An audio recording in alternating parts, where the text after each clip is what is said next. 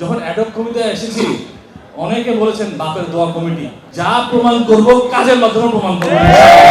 খেলাধুলাকে যদি সামনে নিতে হয় আমাদের কিন্তু প্রথমে একটা কাজ সবার আগে করতে হবে, সেটা হচ্ছে অবকাঠামোর উন্নয়ন করতে হবে।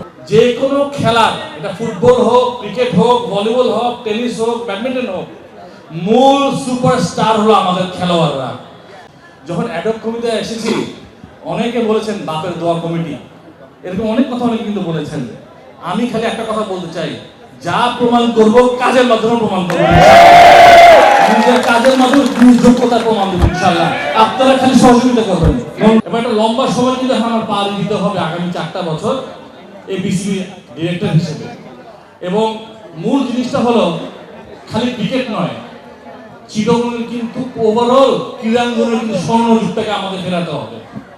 খেলাধুলাকে যদি সামনে নিতে হয় আমাদের কিন্তু প্রথমে একটা কাজ সবার আগে করতে হবে, সেটা হচ্ছে অবকাঠামোর উন্নয়ন করতে হবে। অবকাঠামো যদি উন্নয়ন না করি তাহলে কিন্তু খেলোয়াড় প্রোডাকশন হবে না।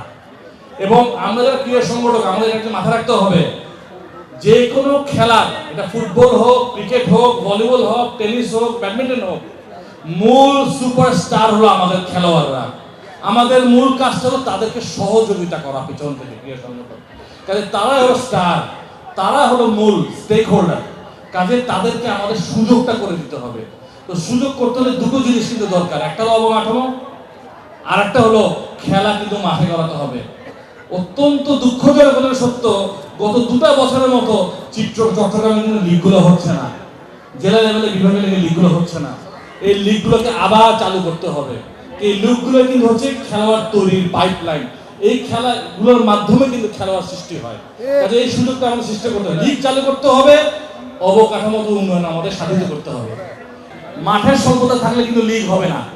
3টা-4টা মাঠ নিয়ে লিগ কিন্তু হবে না। কাজে আমাদের চট্টগ্রামে অনেক মাঠ দরকার যেখানে লিগের খেলাগুলো হতে পারে।